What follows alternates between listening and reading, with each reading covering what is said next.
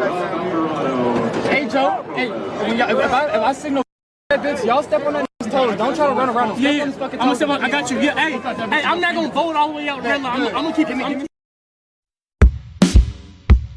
Coming at you live from Boulder's backyard, it's Buffs News Radio Show with your host, Russ. And near is your host, Russ. What's up, Buffs Nation, and welcome into Buffs News Weekly Radio, our Monday call-in show. And trust me, everybody, you are going to get your chance to call in and talk to Buff Nation. Let them know how you're feeling after this weekend's back-to-back humiliating, embarrassing losses for the Buffs. But there is a shining glimmer of hope on the horizon.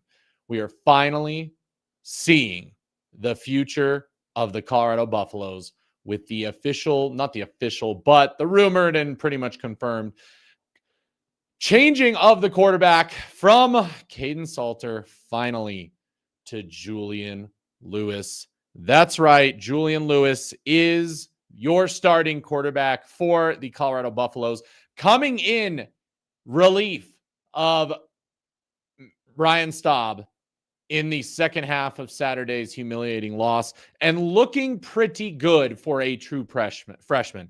Now, notice I put those two caveats together. Looking good for a true freshman. Again, I like to point that out. I pointed it out Saturday night after the game because plenty of people were saying that Julian Lewis wasn't any better than Caden Salter. The fact is that Julian Lewis is a true freshman and Caden Salter is a fifth-year senior. And if their play is anywhere even close to the same level, you go with the true freshman at this point.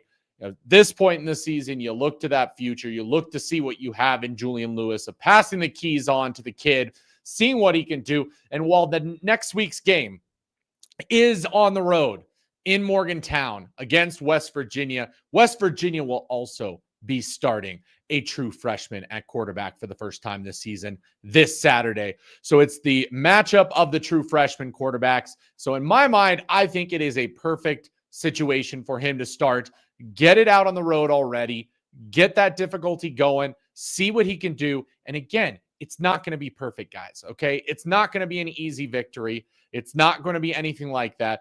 What we want to see Saturday from Julian Lewis for the Buffs is progression. We want to see that he is the guy that we know he can be, the guy that we saw glimpses of Saturday night. Can Julian Lewis be accurate with the football? Can he be on time? Can he read the defense so that when West Virginia blitzes, he knows where that blitz is coming from and is able to get the ball away quickly and to the right guys? Is he able to check out or ask for audibles, hot routes, max protect when he needs it? What is that going to look like as a true freshman? Because as we know, the fifth-year senior did not look great when it came to adjustments and reading the defense. Now, yes, is the offensive play calling most likely going to be the same? Unfortunately, it looks like yes. It's Monday afternoon after back-to-back horrible losses, after a season of horrible play calling on the offensive side. And yet we have not heard any movement on that front. Same on the defensive side of the ball, no movement there. Really, the only movement it looks like so far this week is the confirmation that Julian Lewis will be the starting quarterback this weekend, which at least is a change. At least we don't have to deal with that. But I also don't think it's going to be that big of a change. Now, if we were in a good position with some good play calling on both the defense and offensive side of the ball, Saturday's game should have been a blowout in the favor of Colorado, just because of where West Virginia is at.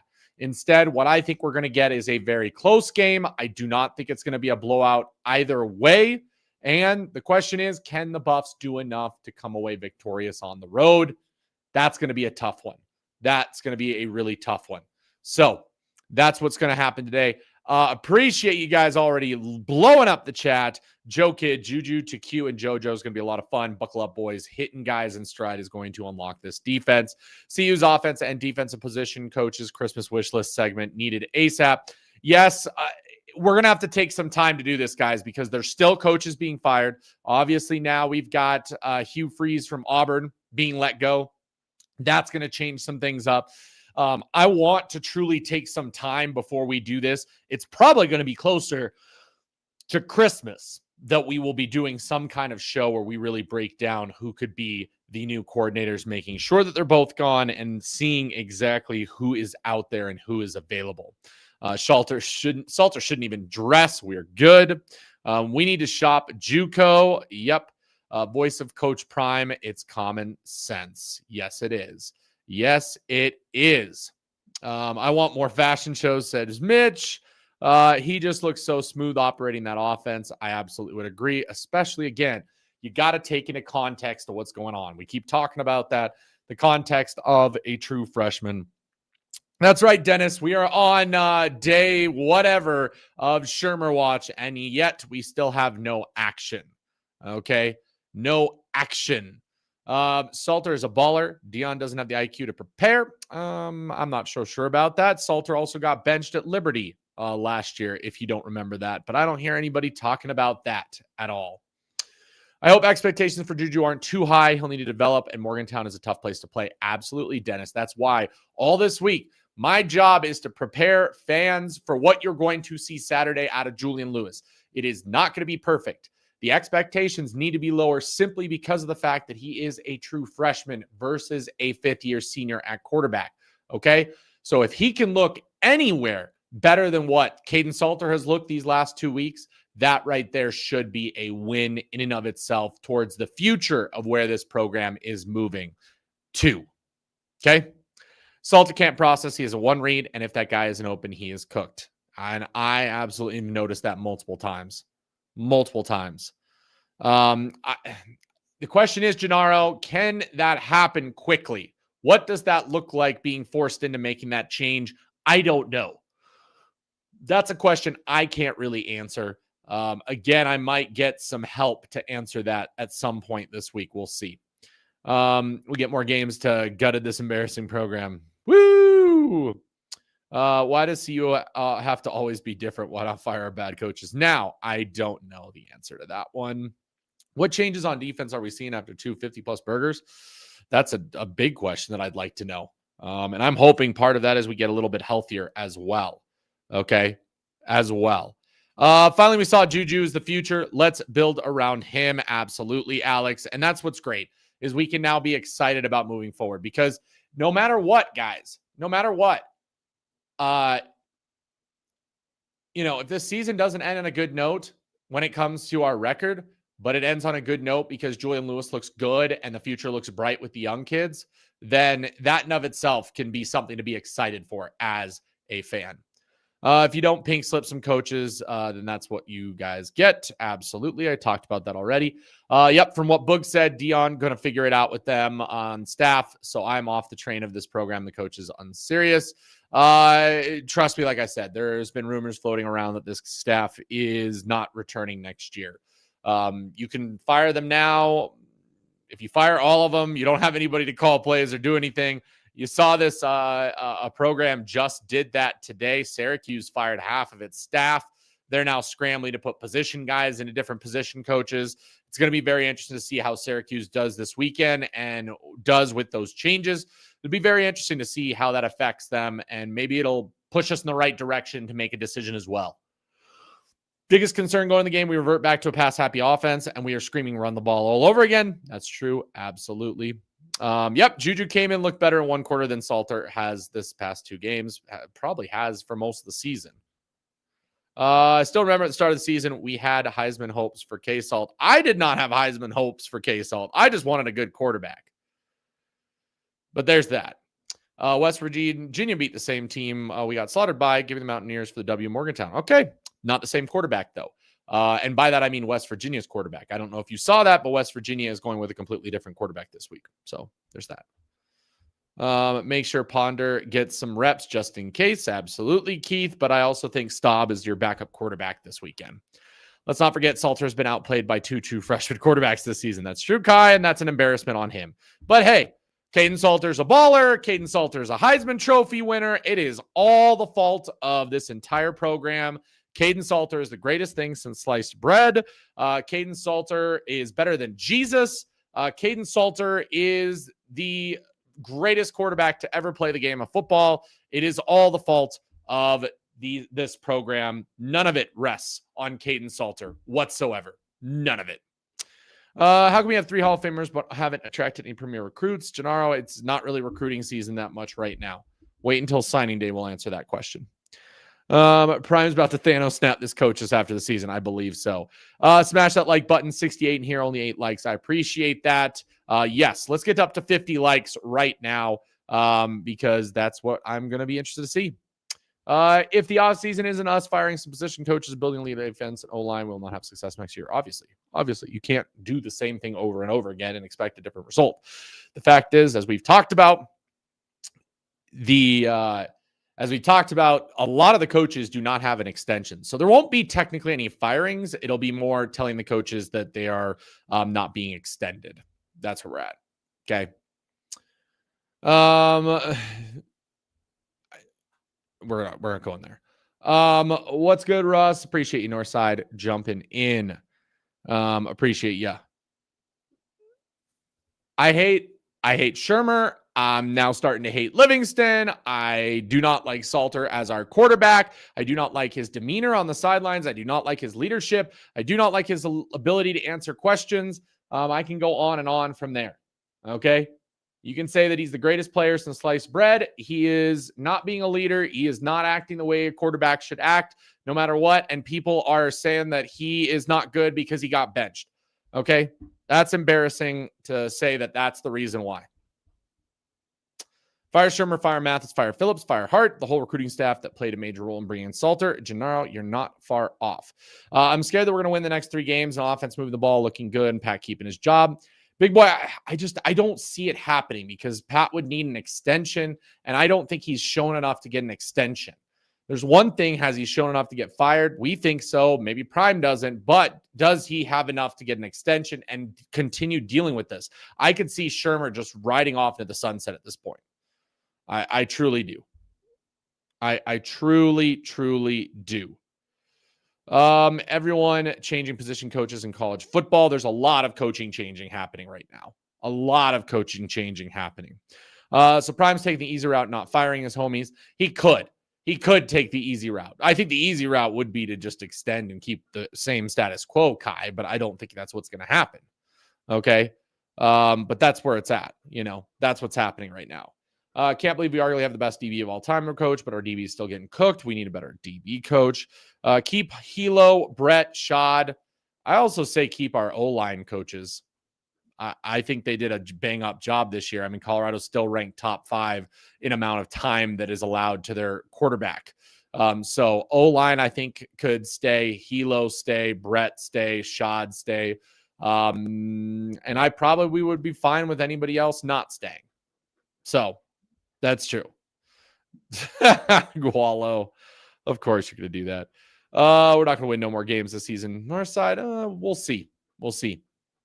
Arizona State is in a world of hurt now, Northside. I don't know if you've seen the news today, but it looks like Auburn's number 1 target is going to be Arizona State's coach. So with that rumor playing, with Sam Levitt out, that game becomes a lot more interesting than I would have thought. Honestly, Arizona State at the beginning of the season was, to me, the hardest game of all. And as each week has gone by, that game has gotten weaker and weaker and weaker. Yeah, that's what I'm saying. Keep the O-line group together. I'm surprised we haven't heard any news about Salter leaving the team just yet. I'm surprised, too, because it seems like that's his personality. But we'll see. We'll see what happens after this week. He can't go anywhere, though, Kai, either. Like, he's a 5th-year senior with no eligibility left. He can't get a medical red shirt. He's just done. His career is over. We need some coaches replaced for sure, but we need a ton of talented players and 5th-year portal players. We'll see what happens. Yeah, no way Pat Shurmur keeps his job. Every channel on YouTube talks about him, calling him the same plays 3 times in a row, cat's out of the bag. There's not a single YouTube content creator calling for Pat Shurmur to stay or saying that Shurmur is a good coach. You have to think the noise is massively loud. The questions that are coming constantly to Prime, there will be changes. There will. Correct, Cam. The key is you got to look for the intricacies in Juju's game, okay? Look for the intricacies. Look for the little things. Is he on time?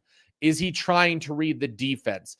How does he set his feet? 3 of the plays that he had in the game last week, outside of obviously just the deep throw touchdown, but you had the one where he scrambled for a first down, looked absolutely fantastic. His footwork was absolutely amazing.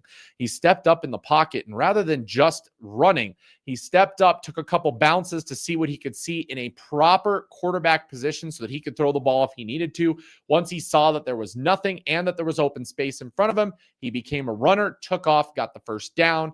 The other play that I loved is the slant ball that he had for the first down, stayed in the pocket, read the defense, read his receivers, threw on time, threw accurately to give them a good chance to get the first down. Again, that is what Juju is good at. He is an accurate quarterback that is good at making plays, is good at being on time, is good at reading defenses. That is what he's the antithesis of the opposite. He's the opposite of Caden Salter in almost every way, and that is what you got to pay attention to, are the little things. What are the little things that Julian Lewis is going to do to separate himself? He's not going to be perfect, guys. He's going to make mistakes. He's probably going to turn over the ball a couple times. The question is, can he come out of that and learn from turning over the ball? Can he figure out what he did and analyze that and try and make changes? Those are all the things that we've got to be able to see, okay? Those are the things we've got to be able to see.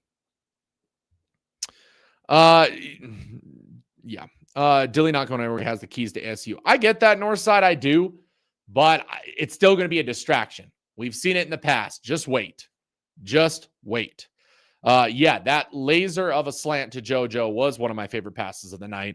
Again, shows that we have some really good things coming. Okay.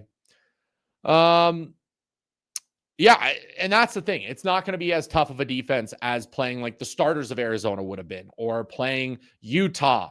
The next couple of games, he's going to have opportunities to pass the ball and be able to do it. Okay.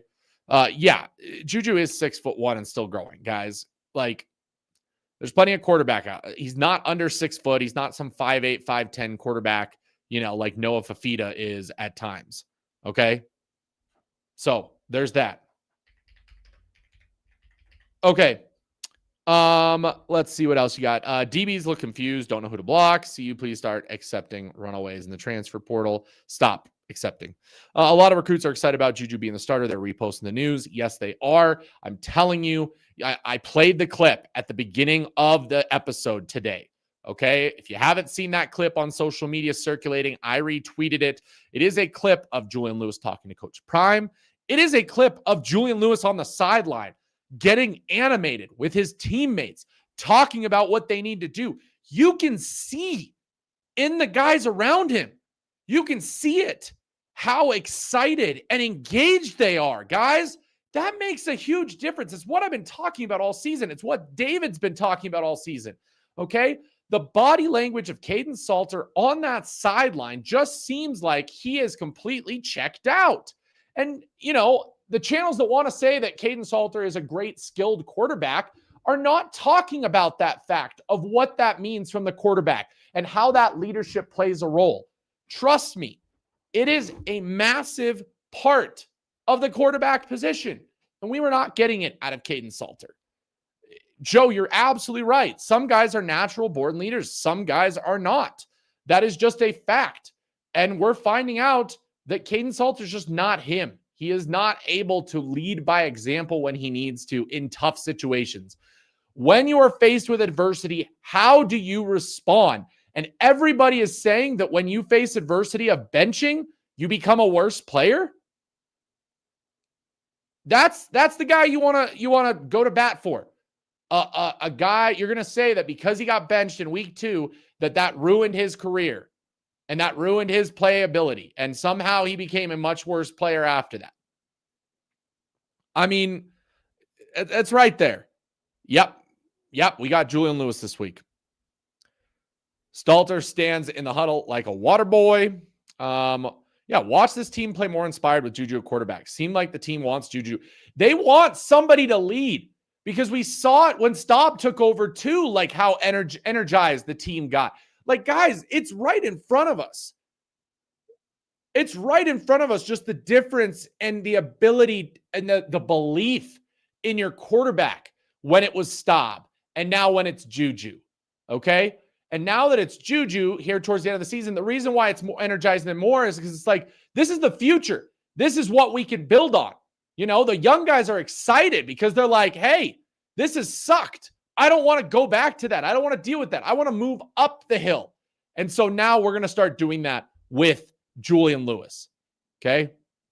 Yeah, Shador said it out loud. Everybody's been saying it out loud all season, but yet people are ignoring it. I don't think, no. It's okay. Again, I'm not banning you, but the takes are just ridiculous half the time because you don't listen. Okay? Absolutely. The fact is, even if Julian Lewis is equal to Salter in ability, it's the fact that it's a freshman versus a fifth-year senior. You know, you got to pick the right moment for it. See, East Coast Kev, come on. Prime breaking Salter's confidence. I mean, do you want that mentally weak of a quarterback then? I mean, is that what we're saying we want out of a quarterback, is a guy that can't take a little bit of adversity from time to time? I mean, by the way, Caden Salter got benched at Liberty. He got benched at Liberty for bad play last year. I think a lot of people forget that. But I get it. Have to know to line up. Yep. They need to be on that. I was on the Salter train before the season, but after that TCU game, I knew he didn't have it. Salter got benched at Liberty. His confidence has been effed. People got to stop blaming the coaching. Hello, Lexus. Appreciate you coming in. No, not you, East Coast. Not you. I didn't say you. I'm talking about this one. Okay? Unless this is your burner account. I'm not talking about you, East Coast Kev. I will always keep you in the chat. You're an OG. Okay? You're an OG. Somebody excuses for a quarterback trying to go to the NFL. Weak mind he will get eaten in the pros. Exactly. Like, seriously, people are thinking that, you know, you getting like mentally checked out because you were benched is NFL material. I may not know the X's and O's, but I know the mentality of an athlete. And if being benched completely ruins your career, like, I would want to work that much harder so that when I get back in, I'm that much better. So I can, again, show my coaches what idiots they are. Not, oh, I'm going to show my coaches that they were right. That's what everybody is saying. Yeah, Brady. Juju should have just been starting since Delaware. They should have kept him in Delaware. I just wish they had have. I truthfully do. Cam, I think we're all going to laugh in kind of amazement. You know? That's going to be kind of crazy. Yeah, William on Adam channel said Prime, I have to fire the linebacker coach. He said he had to fire a lot of people on that. Yeah, there's a clip of well off showing off Jordan Seaton telling Cecile Brown to go warm up with Juju. You can tell he's excited. Absolutely. Absolutely, Seaton's excited about this. Everybody is. They know who Juju is and what he's done his whole career. And him sitting on the bench this year should have destroyed him, right, guys? I mean, he got benched in the Delaware game. Julian Lewis got benched in the Delaware game too. So should Julian Lewis be a worse quarterback in his career for getting benched after only getting 2 drives? I mean, by everybody's accounts, it should happen. If being benched killed K-Salt's confidence, it was a mistake for C to get him from the start. Yeah.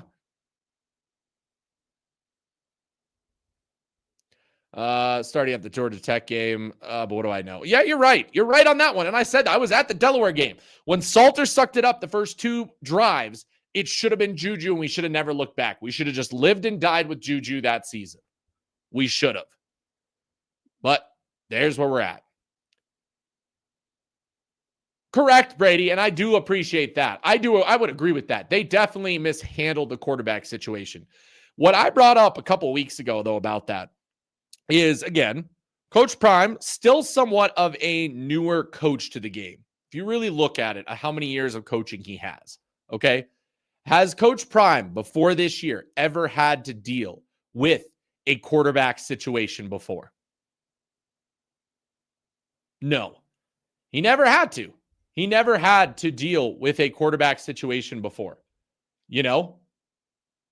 And that's where it's at, is like, yeah, he's going to have to learn a lesson here. He probably did not handle that correctly. Probably should have just gone Juju from Delaware, never looked back, said that he's our guy, and then gone from there. You know? Yep, King John. Yeah, I know. You're right. You're right. I said from day one, Salter would get the whole staff fired. He came very close. It's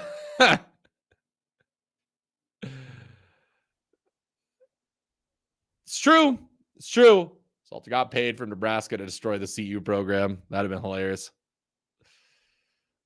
Did you see Juju's mom talking about she trusts the program, believes there's bigger things to come? Yes. And I talked about that. I do understand that they believe they're fine. Okay. They can see the writing on the wall. I guarantee you, by the way, too, guys, something you guys need to realize before we get to the break and then we open up the lines. There's a lot of stuff that goes on behind the scenes. I remember hearing people say that Julian Lewis was never coming to Colorado because of this, and this. I remember people saying that Jordan Seaton was never coming to Colorado because of this, and this. You guys don't understand that there's a lot of stuff that happens behind the scenes that these players know about. I guarantee that somewhere deep down, there are conversations being had with Coach Prime behind the scenes with Julian Lewis, with his family, with everything going on. And I bet you they're starting to plan the next steps. Okay. I bet you they're starting to plan for the next steps. And one of those steps could very well be, and they could have probably been talking about it from the get-go, like I've talked about, with Pat Shurmur's contract up.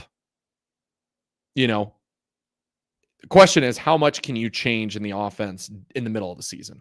And that's also why I want to potentially ask an actual player. And I'm going to ask that question. I'm gonna phase that out there for an episode coming up this week. And I want to know what that would look like, you know, to them.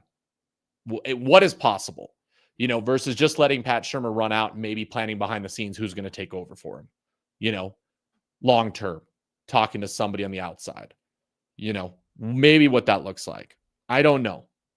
But again, it sounds like there are plans in place for the whole staff to be replaced already. And that was talked about even before this game this weekend. Per Matt McChesney last week, he said that it sounds like the whole entire coaching staff is cleaning house. And so the fact that that came out then just tells me again, I think there's a lot of things going on behind the scenes.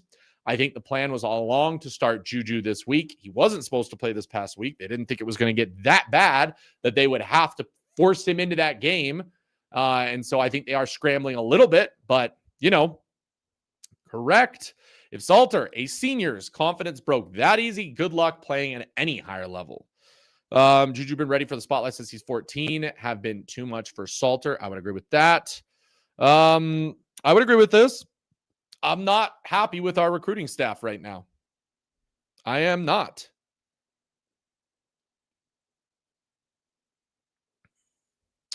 It's just crazy that people are just like blaming that so much. You know? Okay. Dying with a fifth-year senior quarterback is so much depressing than dying with a true freshman. Exactly, Brady. The true freshman, you can at least say he has room to develop. The fifth-year senior, this is it. This is it. There's no tomorrow. There's no, I'm going to magically somehow become better. You know? Again, it takes a specific type of quarterback to get benched and become better. I mean, we can go through the history of quarterbacks. You look at like Geno Smith after his New York stay. That should have ended his career. He goes on, plays really well at Seattle, gets a big contract, although he's still a bad quarterback in, you know, Oakland or Vegas. Goodness me. But you know what I mean? Like, there's plenty of examples of guys who have been benched at times and come back better. That shows maturity. That shows leadership. You know, you look at Shador right now. I mean, not getting to play at all when it's obvious that he should be playing. He better be ready the moment he does get that opportunity, because the moment he gets that opportunity, everybody's going to be waiting to say, I told you so, that he's not a good quarterback. And that's the whole point. Juju looks like he gets high off football, face lit up when he threw that dot to O. Oh, dude, think about the adrenaline that you get throwing your first college touchdown like that. Think about it. Someone messed up. Watch the Salters tape before signing him. Lex, shoot, I remember Nick Saban benched Jalen Hurts. Look at him now. What doesn't kill you should make you stronger. Absolutely. I think a lot of people were kind of understanding that this would be a growing season for Coach Prime as a coach. He's got to learn to be more ruthless and less motivational speaker. King John, and you're right. And I think you'd also look at his offseason and what happened and what he dealt with. There's a lot of excuses we can give to Coach Prime. There's not a lot of excuses we can give to the rest of the staff at this point. Okay? And so that's why I think we'll see a lot of changes. Yeah, that's what it's all about. It's about learning. It's about learning. You got to remember they paid Salter a lot of money to be that guy. That's why I guess they kept playing him. It could be Lady C, but it's not like the NFL. Like, the money's gone. It is what it is. It's a tough one, but I get it. I do. I get trying to force, a square peg into a round hole type of thing because you paid a lot of money for that peg, but you probably picked the wrong peg if we're being honest. Appreciate 713. Yeah, hit that like button, everybody. Can we get up to 50 likes here before we get to the break right now? Let's see where we are at when it comes to the likes on the video. We are at 21 likes. Come on, guys. 152. We can easily get to 50. They did not handle the quarterback situation wrong. Salt's a senior, deserved to start. Juju will definitely handle his chance correct. True. I think we more meant about when you bench Salter. Okay. I absolutely think he deserved to start at the beginning of the season. But I can't believe that they started him this past weekend after that previous week. But then we saw the exact same thing over and over again.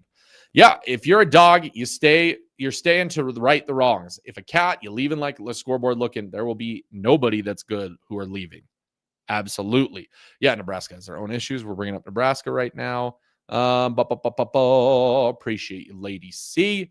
Any speculation, King John? I mean, I think for sure Shurmur's gone. I could see, Hart, Mathis, we could have new DB coach, new wide receiver coach. Heck, maybe even a new tight end coach. Maybe you move Brett Bartolone somewhere else. Who knows? I think the O-line right now, like I said, I think the O-line coaching staff, the three guys that are doing the O-line are the only guys that should be locked into their job next year. Everybody else should be on notice.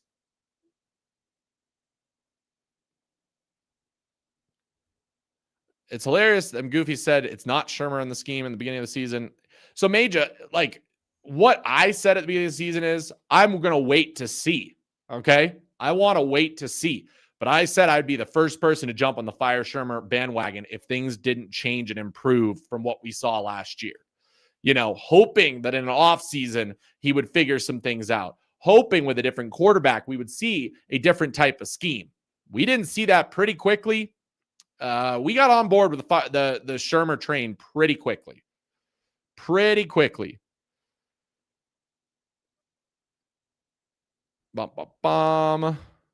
I mean, we will. We'll believe it when we see it. It's hopium at this point. It's hopium that we can at least see it.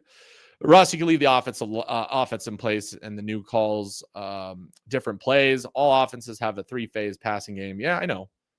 I just wonder how big of a change it's going to be type of thing. But yes, I get that. You can. But I just want to see, what that truly looks like. Especially with a freshman quarterback. Whoever did the opponent breakdown tapes need to find the person that's doing game plan needs to be fired. Probably part of that coaching staff as well. I don't think Juju's going anywhere unless Coach Prime hires a chump for an OC. See, here's the thing, Lamar. I think Juju and his family are going to be a big part of who's the OC. I think they're going to have a big hand in that decision. Yep. Salter's career is probably done at this point. Unless all the quarterbacks get injured. I mean, at this point, Ponder's going to see more playing time because he even got in that game. What's your take on Scotty from DFRC? And they should give Juju's parents a say on what quarterback and OC. I just said that. I think that's what's going to happen. Yeah, sorry, we're delayed on the chat. You guys are killing the chat right now. Killing the chat. So, I do appreciate you guys killing the chat right now. I'm going to try and catch up. Remember, again, guys, when we get this many chats, you guys, if you really want to be read, you got to throw out those super chats. Sorry to say it. It's going to be hard. It's true, LJ. I forget. I'd probably keep Falk too. Probably keep Falk.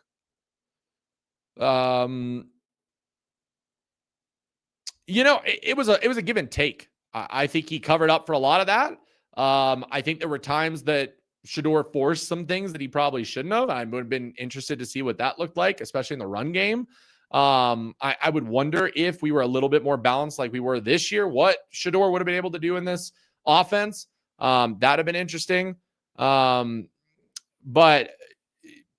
Shurmur was part of the problem, and we talked about that. Nobody said that Shurmur wasn't a problem at all. So there. If Juju pulls off 3 wins, should Shurmur? No, Shurmur should not stay. Like I said, I think his contract's up. I don't think they give him an extension even if they win the last 3. Unless, okay, I guess the part we could be wrong, guys. If Shurmur stays, then you know that it's Juju and his family pulling the strings and saying they wanted Shurmur. Okay? That's the only way I could see that happening at this point. If anybody short of means, Ryan Staub, but he always seems willing and ready to play regardless. True. Okay. Guys, real quick, let's get our ad read in before we open up the Taco Bell hotline for you guys to call in and voice your opinion. Guys, we have got some good news in Buffs land. Okay. This past Saturday night, Taco Bell, the wonderful sponsors of this show and the Buff Box here in the state of Colorado, donated $500,000 to Crawford Whole Student Athlete Scholarship Program at the University of Colorado. They wanted me to talk about this. I want to talk about this. They have been an unbelievable partner, guys. No matter what you want, no matter what you can say here, okay, when it comes to Colorado, to Taco Bell, to how bad the team has played the last couple of weeks. The fact is, Taco Bell could have pulled their sponsorship. They could have pulled back on sponsorships. They could have, stopped supporting CU Athletics. But the fact is, they are diehard fans over at Taco Bell. And so they donated $500,000 this weekend to the scholarship program at the University of Colorado. Absolutely unbelievable thing for our sponsors to do. So if you guys support that sort of support of Buffs, make sure that you guys go get your Buffs box, $7 at your Colorado Taco Bell locations. Get one of the collectible cups, because guess what?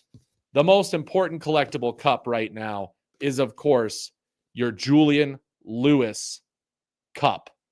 Julian Lewis, the face of the franchise now. Go get your Julian Lewis cup at your local Taco Bell here in Colorado. $7, absolute steal, absolute fantastic partnership. Absolutely love to see that happen. And so we do appreciate Taco Bell for being a partner of the show. And as always, Sko Buffs and Live Moss. Okay, it is that time of the show. We will be getting ready to go. Guys, it is time for the Taco Bell hotline. It is now officially open. The do not disturb is off. I've also adjusted some audio settings that I realized might have been the problem with the line in the past. So feel free, call in. If you are a fan take of the week, you will get mailed a shirt from Taco Bell with one of the 4 players on this cup. It will be random. Maybe you'll get lucky. Maybe you'll get the awesome Julian Lewis t-shirt. I don't know, because they randomly pick those shirts for people. But I do know a few people that has the Julian Lewis shirt. So you have a chance to win the Julian Lewis shirt if you call in and provide the best fan take of the week. First fan to call in with the best take. Okay, at this point, if I think you're really spitting information out when it comes to the call in, then guess what? You could win the fan take of the week. Northside, absolutely love you, my man. What the conversation with Livingston should be. That's a really tough one, guys. This is the tougher one. I don't think that is as solid as it would be. Okay. I think that's a tough one that we are going to have to analyze as the season finishes out. We've got our first caller. Let's go ahead and get to them right now. Thank you for calling Buffs News Weekly Live. This is Russ. Who do I have the pleasure of speaking with, and where are you calling from? Russ, what's your name, bro? It's Mitch Hayes, like I'm calling from Chicago. Okay. I'm trying to work on if you could do the best you can with your phone. We're getting a little bit of noise on your end. Make sure you're not on speakerphone and make sure you have all the audio behind Hold on, you. was this a little better? No, it's still not better. I'm talking directly in the phone. Oh, you are? Okay. Hold on 1 second here. Let me see what we can do. Okay, go ahead and talk again. Yo, yeah, like, can you hear me better now? Little bit. Go ahead and give your take. We're still getting a little bit, but we'll try and get through this here. All right, man. No, it's all good, man. Like, but look, this is my take, man. I'm worried about the recruits. Like, I know you said there's a few recruits that you're not, but I keep seeing these people like get on these other schools and like they're having fun, and these schools are winning. And I'm just a little worried right now, man. Like, what do you think? There's always going to be guys that are going to flip commitments at some point. You look back on the last several years, you hope that not too many of them do it. You hope they're locked in and they like the future. There are a bunch of the guys that are definitely hardcore locked in on this team. But yes, could guys like, Gavin Mueller hop ship? Yeah, he That's could. The guy I'm worried about because he's big time up here.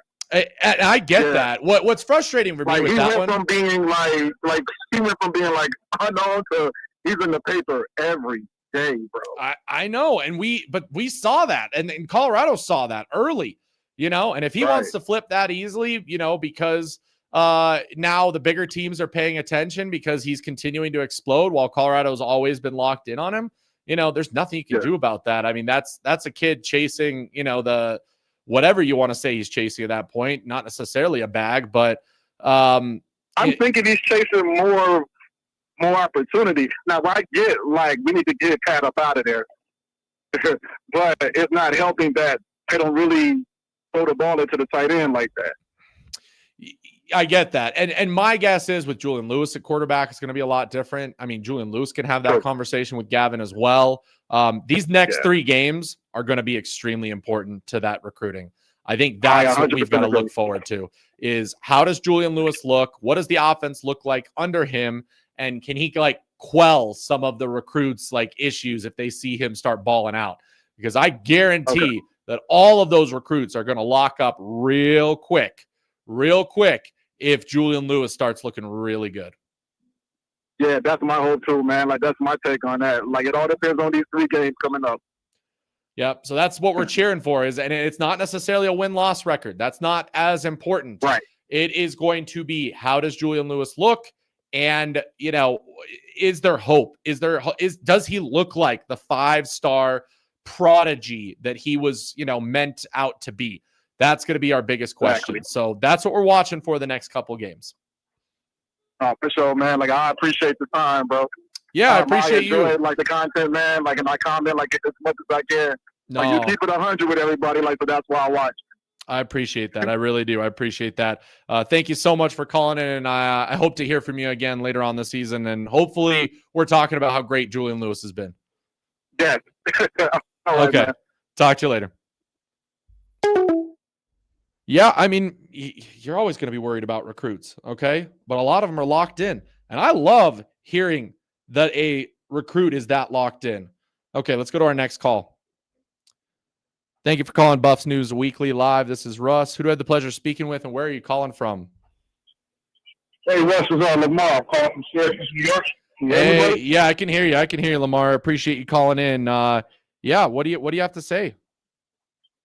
All right, so I just got a quick take. I don't want to get too long here, but I think Rob Livingston and Coach Masters needs a little bit of grace here. There's a lot of injuries on their side of the ball. True. I think the strength coach is a hack job. I think the linebacker coach is a hack job, and I think that Coach Hilo there's going to be collateral damage when these coaches changes happen. I think he's a good coach. So he's not going to be our staff next year. And before I let you go, I think if they fit this summer, Ryan Staub ready, we'd be a bowl team. So both Staub and Juju should be ready this next season.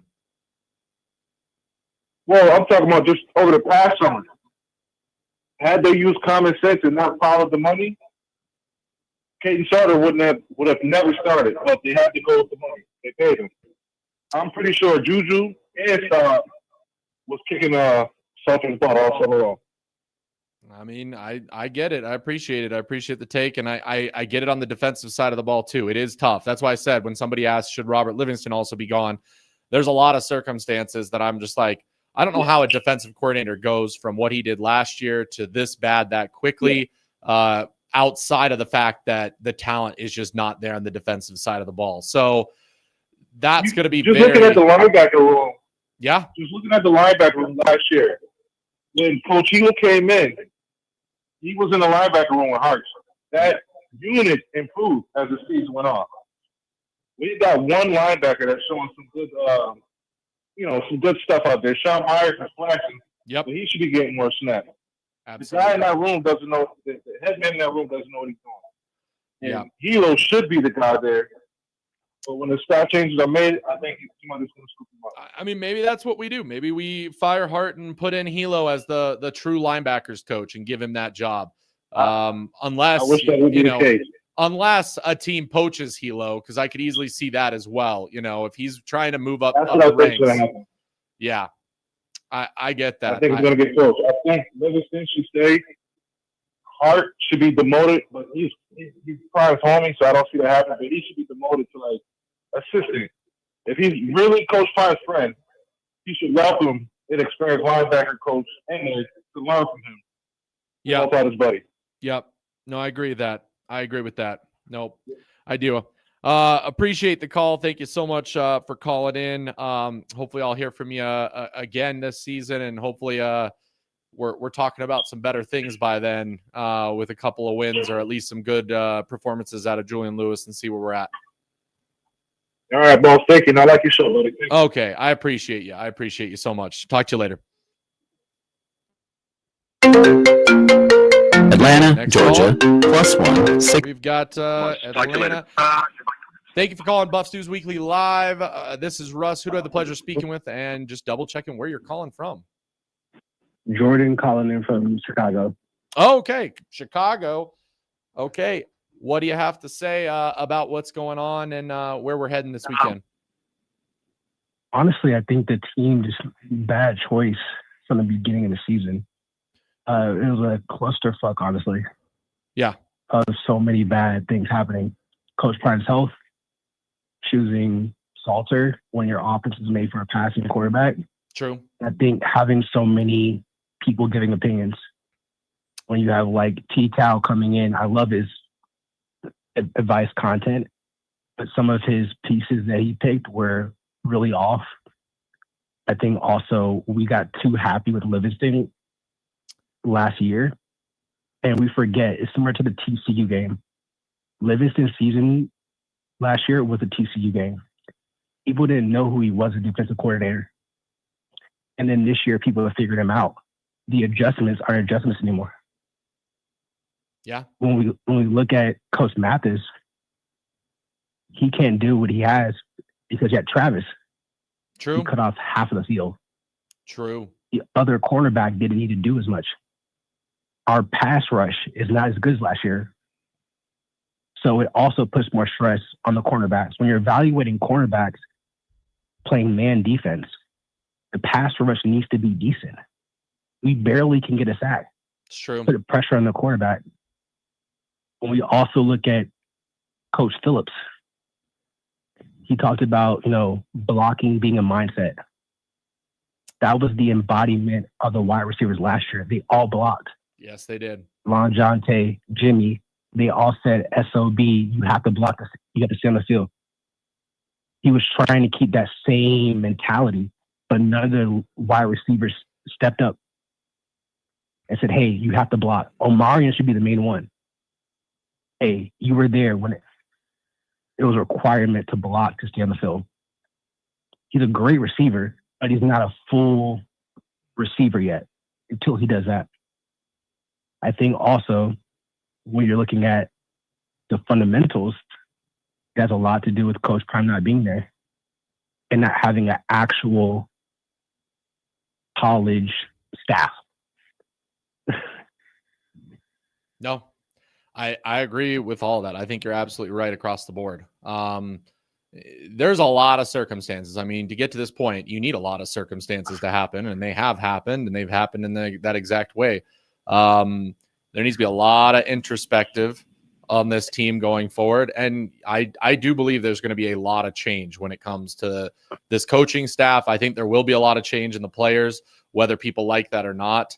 I mean, God, I can probably name on maybe one or two hands, guys that I want to see come back. Absolutely. 100% that can't be replaced. It's going to be very interesting what happens the rest of the season to really see who are the true dogs on this team that are ready to fight for what they have. And then it's going to be really interesting to see what the team does to make changes and what direction they go. But you're absolutely right on all that. I mean, the Livingston comments are correct. It took some time, but we're not seeing the same adjustments out of him. I also do believe that we just do not have very much talent, like you said, on the defensive side of the ball. Having Travis Hunter definitely helps you last year. Having a lot of those guys helps you. And we BJ Green. Yeah, BJ, Chidoze, Travis in the secondary, Nakai Hill Green, you could add in there too. There's a lot there. There is absolutely a lot there. Yeah, man. I mean, when I'm looking at the staff, I think Coach Phillips and Coach Mathis can actually stay, but they need to rethink their ideology on a few things. Coach Phillips just put 4 receivers in the NFL. That's really hard to be like, hey, you got to go. And the receivers, in my opinion, have been a bright spot when they get the ball, but also receivers are divas. Look at A.J. Brown. Look at all these receivers in the NFL. They want the ball. They want to impact the game, but we're not winning, and the balls are getting are trash. Yeah. No, absolutely. Absolutely. No, I agree with that 100%. Appreciate the call. Anything else you want to add before we hop off here? I would love to get your take, man, on what the staff needs to do. I appreciate a mixture of like you, Buffton Prime, and 0 to 60 with Matt McChesney.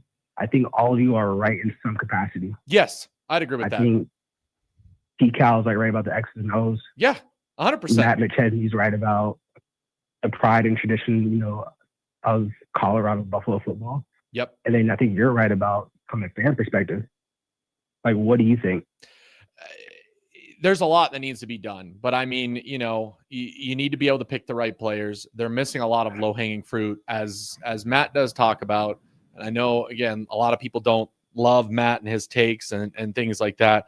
He's not wrong when we're missing some recruiting layups, and we're short scholarships right now by a lot. So, the whole I'm not going to take these kids and develop them or try to develop them and then they leave.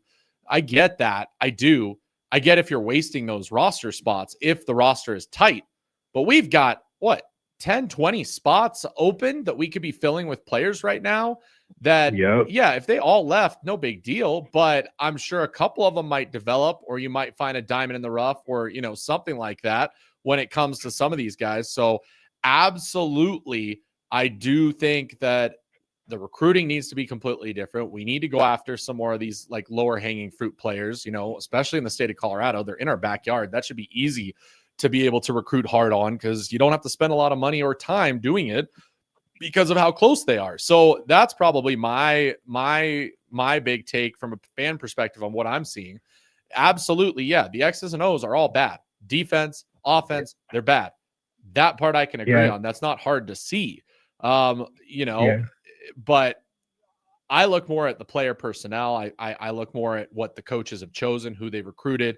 That stuff needs to get fixed. The coaching staff needs to get fixed. A lot of them honestly do.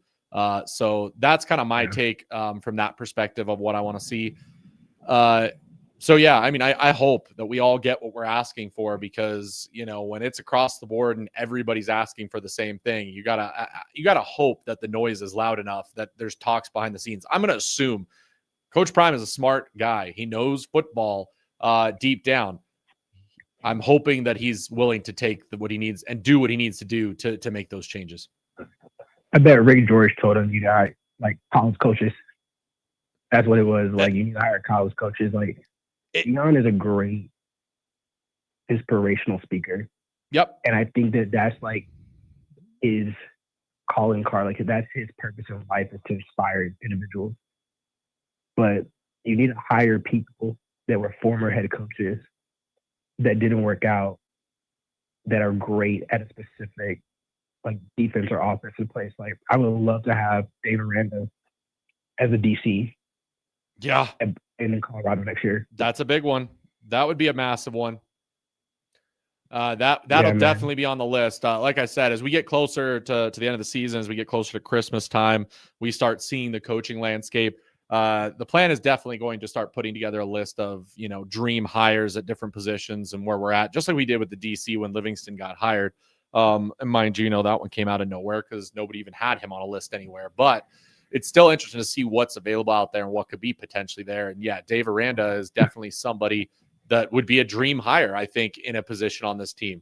And there's a lot of other coaches out there. And there's going to be more coaches in the coming weeks that are going to become available for Colorado if they want to make a change. Like this year has been absolutely insane with the coaching carousel that we're about to see. And it's going to be very interesting to see how Coach Prime responds to that. I have a question for you, Dave, for Russ real quick. Yep. So how do you feel? I don't think Prime actually believed in the team, like from the beginning. When you looked at well-off videos, when he said to Salter, completions. When you looked at when they initially did the press conference and they asked how you feel about Salter, and he's like, oh, he's a gamer. That means he wasn't singing in practice. I think he was trying to sell the media something to keep the attention, the headlights on the team while they rebuild this year. Like, I think he knew it. Like, even the press conference, he's like, I know the problem, but he's not trying to put so many people down. Like, he can't talk shit about Salter. Like, in all honesty. So, because he's a fifth-year senior, he came here to pay him $800K, probably wanted to bench him. Even Salter's comments after the Utah game about, I watched 10 hours of film, that's something that you do when you haven't been watching film and you're trying to place blame on the coaches. Like that shows that was a problem. Yeah. And when you saw Beloff last weekend after the Arizona game, all the old players, how they gravitated towards Shador. Mm-hmm. Omarion came to the treatment room. I don't know how many people would love to, hang out with Salter, and even the team, how they gravitated to Juju. Jordan Seaton telling Sincere to warm up with warm up with the Juju. Yep. Even how no, go ahead, Russ. Well, I mean, the thing with that is, I mean, you're absolutely right. You're absolutely right when it comes to that. I do think that there is a little bit to that of, and again, we got to realize, I mean, Coach Prime was away from the team for 3 months. That's a long time in coaching. That's a long time in the off season. I think, that's playing into that a little bit more. And I think the team did not get off on the right foot. I don't think some of the player personnel decisions this offseason were up to his liking to an extent. You got and there's nothing you can do once you have the team in place. You got to try and manage it as best you can. But if it don't work, it don't work. Yep.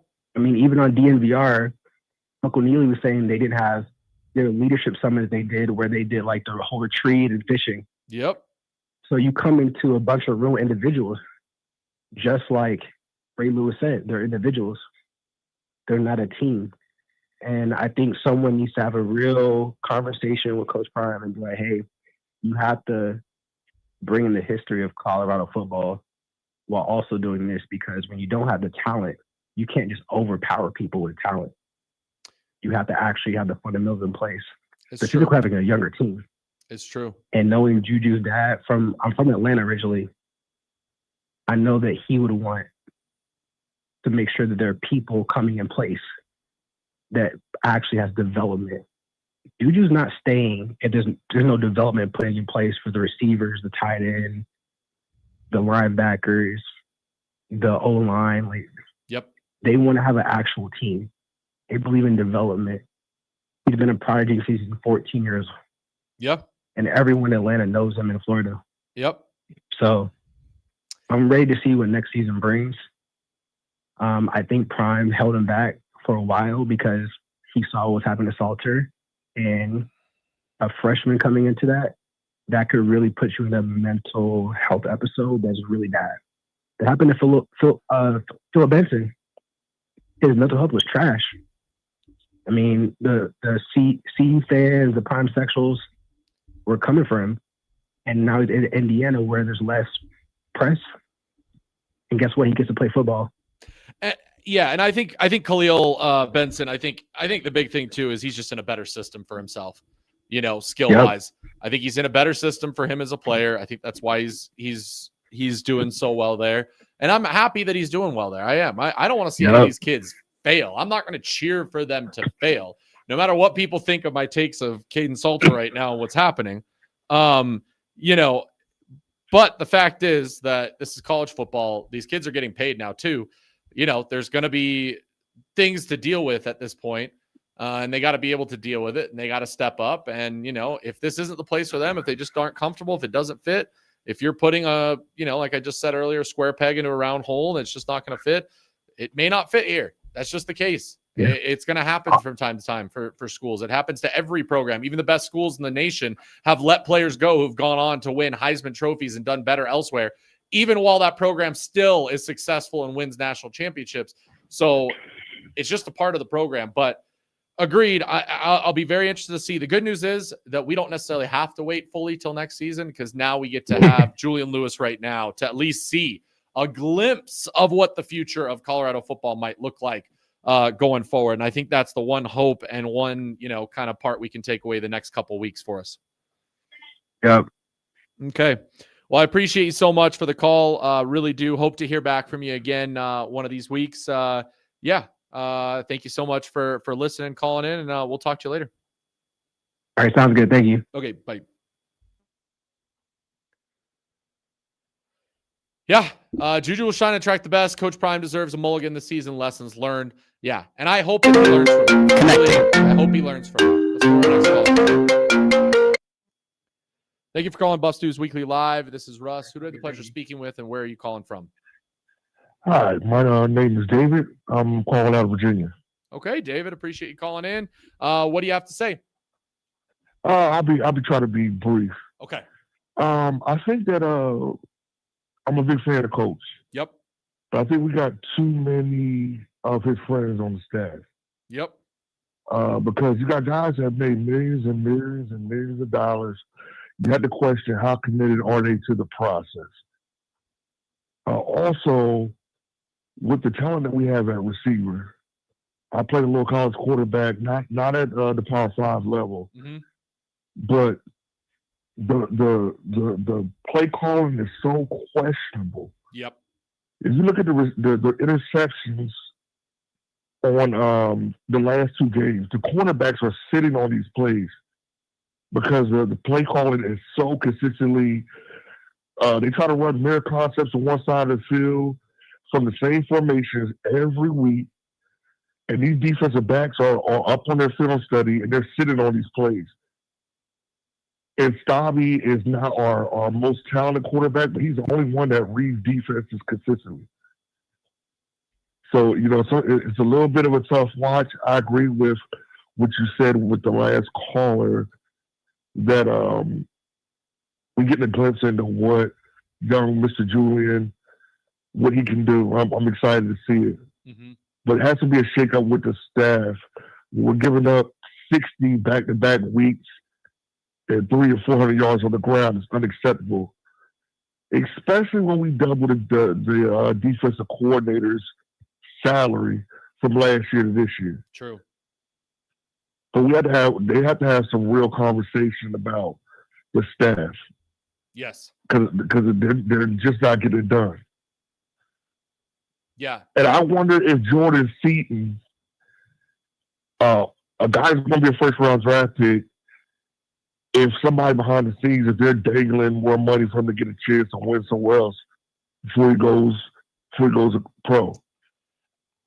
I don't know if it's going to be a money thing with him, because it was a money thing, he would have left this offseason. I guarantee you there were offers out there for him making big Right. bucks to leave the program. I think he's locked in with Prime. I don't think he's going to go anywhere, because like everybody talks about, it's not hurting his draft stock, no matter what people say. They can say that Right. being in Colorado, quote unquote, hurts your draft stock because of Shador, but then, we don't point at Travis and him going top 3.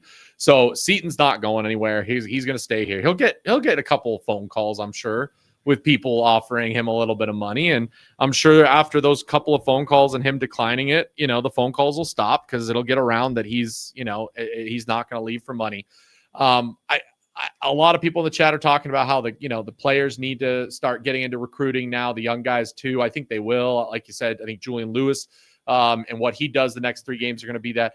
You saying that you played quarterback, even if it was a lower level, did you ever experience a mid-year coordinator change in your life of playing football? No, I'm 46, but I have seen head coaches totally thrash other coordinators and coaches on the staff in front of the players. Okay. And I doubt that that's happening here. Oh yeah, I doubt it's happening. I want to start hearing a little bit more about, what does it take? Like, what's the point? Is it more of a mental decision to remove a coach mid-season just to make people feel happier and maybe get more fire under them because they know that's happening? Or can you truly completely change an offense, with a couple of games to go and see, things get better at that point? That's the only thing I can think of why, Shurmur's not getting fired now versus, in 3 weeks of what that would look like. So I don't know. That's what I'm trying to figure out and understand, from players' perspectives of, what you want to see and what you would feel if that happened. You're a super knowledgeable guy, and I watch your stuff. You have a lot of good content. But he is very loyal to Shurmur, because Shurmur has not been very good this year. No. He was good for Shador, but he has not been good this year. And he's known Shurmur for so long. I believe it's more of a loyalty thing than anything else. And with Coach's health, he has to have adults in the building when he's taking care of his medical stuff. Yep. And maybe keeping Pat Shurmur around is the main adult that's around when the cat's away. They said the cat's away, the mice will play. Yeah, absolutely. Maybe he's that guy on the staff. But they have too much knowledge. You got Super Bowl winners. You got Hall of Famers. Where is that knowledge translating to with the guys on the field? I'm lost.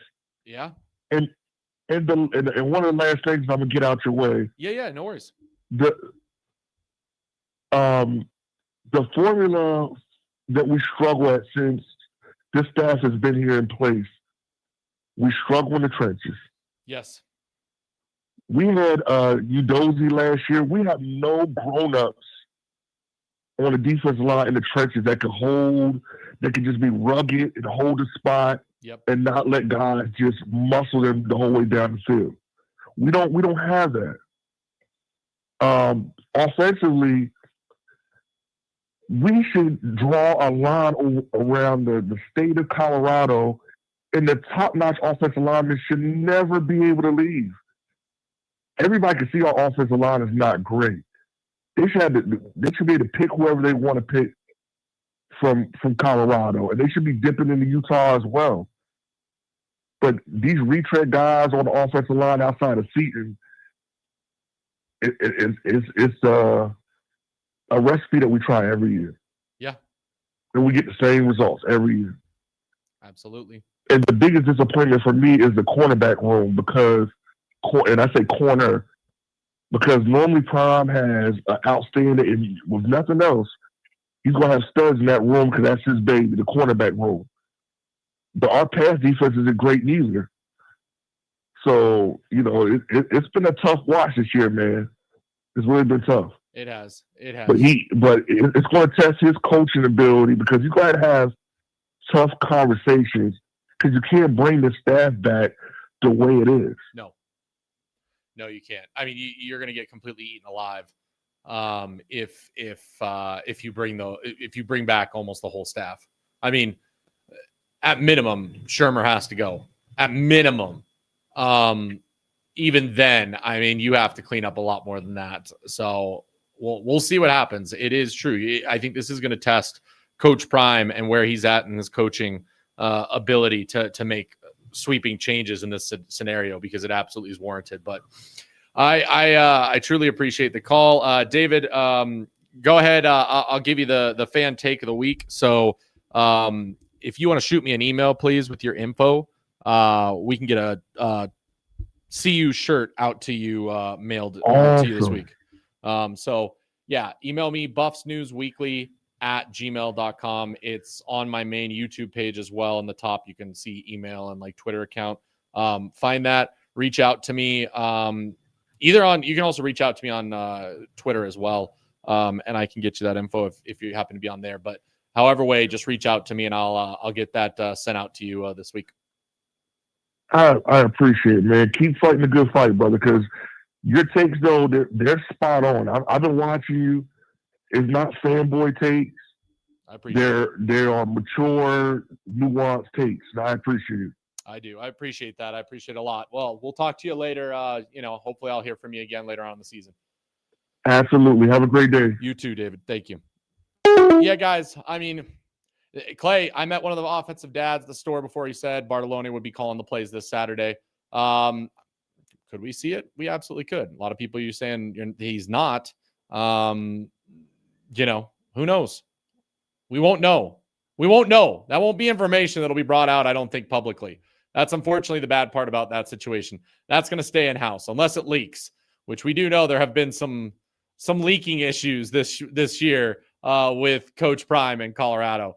Other super chat, again, Clay Farmer, appreciate the super chat. Jordan Williams, problem with the defense is actually Rob Livingston.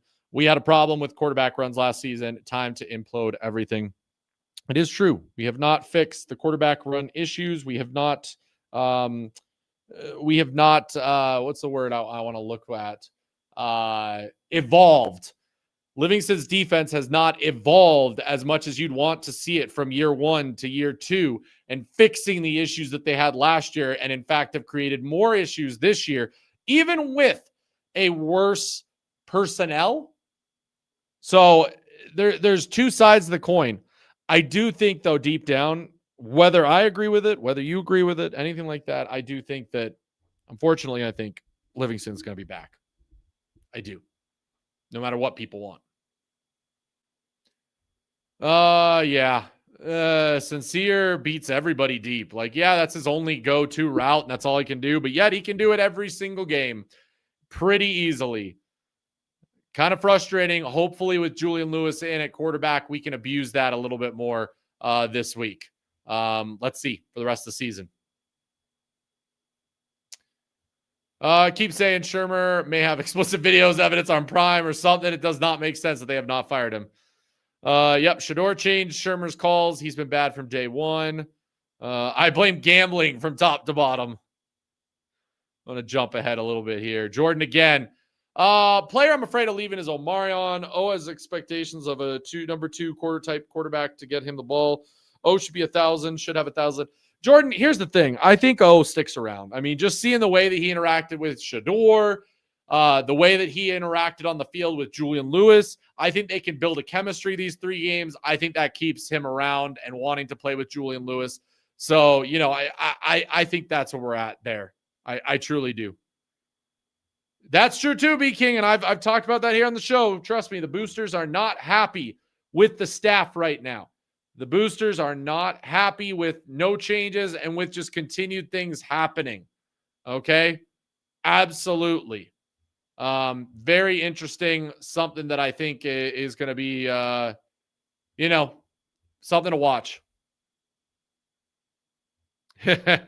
If you call in, take your phone off Bluetooth, hold the phone to your ear, speak into the phone. Thank you. Appreciate that as always. Yes. It's been better today, I felt like, though. Correct. It's only $10 million after December 31st. The problem with that after the game is if he leaves after December 31st, we are not getting the National Signing Day. Every high school recruit is leaving. Things are going to be a lot worse at this point if you remove him with what's going on and spend $10 million on it. He's not getting fired. Oh, he said Bartolone called the plays against Arizona. Okay. Interesting. Well, then things did not get much better. When I Googled, it says the linebacker, running backs, DB coaches' contracts expire in 2024. Colorado's working on a new one. Pat Shurmur's contract is up after this year. Livingston is until the end. Yeah, because Livingston just signed an extension, so he's got an extra year. But I like that, too, of saying linebacker, running back, DB coaches. So Falk was a one-year deal. Linebacker coach would make sense, a DB coach, because they've been under that contract since they got here, and usually it's a 3-year period or so. So it makes sense that they're expiring. Well, he's saying expired in 2024. So I don't remember them announcing extensions for them, but who knows?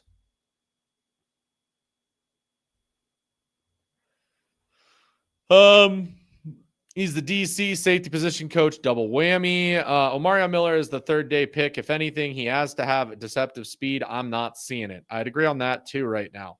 Definitely agree on that. Players need to get on the recruiting train. The best word of mouth recruiting is players your age with words of wisdom and experience. Hope Ed Reed and Ray Lewis jump on board. And see, this is a depth issue. Okay, this is a depth issue right now. Same thing with the defensive line. I mean, we're down to 4 defensive linemen on the interior. I mean, half these guys are playing because there's no one else to play because there's no one left. So there's that as well. We don't need Ray Lewis, Ed Reed, talking too much about the old days already. We need guys who need this job to make a name, not guys who are bigger than the game. I get that as well. Okay, guys, we're going to wrap it up here in a moment. Just want to let you guys know what's going on this week. Of course, Wednesday night, me and David Talks Buffs will chat. I'm looking to see what we can do Thursday or Friday for the show. Might have something planned in the cooker. We'll see what we can get going. But yeah, that's what's going on this week. Make sure you guys are subscribed. Make sure that you guys are liking this video. We had 250 people at our max. We should easily get to 100 likes on this video during the live. We are right now at 56 likes. So we did hit the 50 mark, but if you're here right now, please just take 2 seconds and hit that like button. It is greatly appreciated. It is the best way you can support a content creator on this is being subscribed, hitting that like button. It's absolutely massive. Want to give a huge shout out to Northside, Clay Farmer, Jordan Williams for the 10, Clay for the 7, Northside for the $2. I also want to thank all of our members on the channel right now. Those members are currently on this channel. Keith, Northside, Brian C, D Nice, and David Talks Buffs. I appreciate it. Keith re-upping his membership here Saturday night. While the team lost, he still upped his membership. So I completely appreciate all of you guys there for being a member of the channel as well. So thank you guys so much for doing that. Okay, so all the bring on T-Cal. What's the point? Okay, he's going to win a debate on X's and O's. I've said that. You guys are, seriously, you don't understand what the point of this is. You don't understand. Like, I literally saw fans this weekend say that he's never been wrong a single day in his life. I don't want to talk to people who think they can't ever be wrong, because when you talk to people who can't ever be wrong, there's no point. There isn't. There just isn't. He is absolutely right on the X's and O's. What is there to debate or bring on and talk about? But there's that. Well, I know you were joking. I should have brought up East Coast Kev when he said it, but that's not happening. Not that it's not going to happen. Okay. There's no point. It doesn't help anybody. Again, I will say his X's and O's are right. Sure. There's nothing to talk about there. But the fact is that he defends Salter day in, day night. I can't do anything with that. Okay. I don't like Salter's demeanor on the sidelines. I don't like what he's doing. I don't like that everybody in their entire program has called out his leadership and everything that he's been able to do. It's crazy. It's crazy to me. Yes, speed does not necessarily equal a good receiver in the NFL. We know that. There's been plenty of speed things. There has. So there's that. I'm going to try and get something else going for the end of the week that I hope that you guys can be a part of and chat about, and we can, figure out from there. So I appreciate you guys for joining me today. Appreciate for the conversation, the discourse in the chat. I appreciate that. Hey, even you people that are quote unquote trolls, you guys were pretty good today. Okay. I appreciate what you brought to the conversation. You brought some good pieces of information that didn't just troll the chat constantly for takes. I appreciate that out of people. Okay. We can all have conversation. I think deep down, there will always be places that we can come together and come to agreements on things. I truly do think that's the case. If we truly just take a step back and understand what the takes are. I'm not perfect. I've made some terrible takes. I absolutely have. I will take full responsibility for that. I mean, I thought Salter would be good. I thought Salter would be able to lead this team. I was excited to see what he could do. I thought that Pat Shurmur could maybe change a little bit and add a little bit more flair to his offensive play calling with Caden Salter. That obviously isn't true. Okay. But I also said I'd be one of the first people to be like on the fire Shurmur train. And I've been on the fire Shurmur train all week or all season, since that first game, just looking like what the heck is going on. But there's that. So understand that, guys. We've all had those. We've all been duped. We've all said bad things. When you go back to the beginning of the season, if I could go back to the episode David and I did where we previewed the season and talked about who we thought were going to be breakouts. I mean, heck, last year I said Trevor Woods was going to be a breakout. Look how crazy I was. But it happens. No one's perfect. That's the key.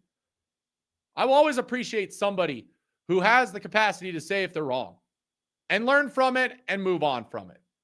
I absolutely do. Because nobody in this world is perfect. Just know that, guys. Nobody in this world is perfect. Nobody in this world is perfect, and that is fine. That's what makes the world nice. That's what makes being a human being nice. If we were all just perfect every day, how boring would life be? Yep, Marcel, that's sometimes you just have to chalk it up. And guess what? We at least got something. Ruben. I know. I thought, I was excited to see Trevor at linebacker. I was excited to see what he could do with a whole year in an offseason to work on that.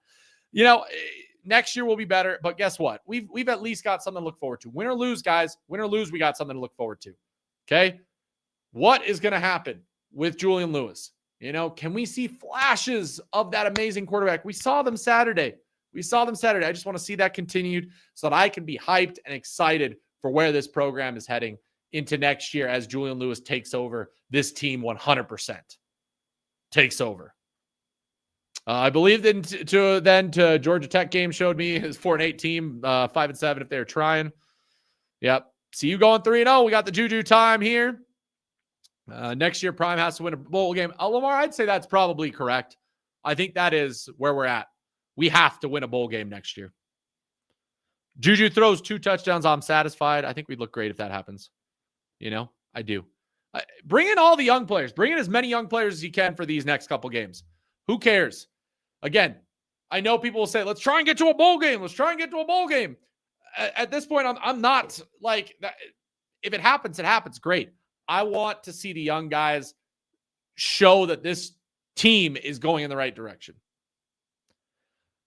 If we win the next 2 and he looks really good, he's absolutely playing. You're not benching him just for a red shirt, just because you want to save that at that point. Now, if he struggles at times, if we lose one of these games, then yes, I think he doesn't play one of the final 2 games. I think that does happen. Okay. End the season early now with a bowl game. Juju showed already best quarterback in that room. What the heck was Shurmur doing? Showed they needed quarterback coach on the staff. I agree with that. I do. It's not happening. If Juju looks good, I'm extremely satisfied. Absolutely. Okay, guys, I appreciate you so darn much. Morgantown is about to be lit.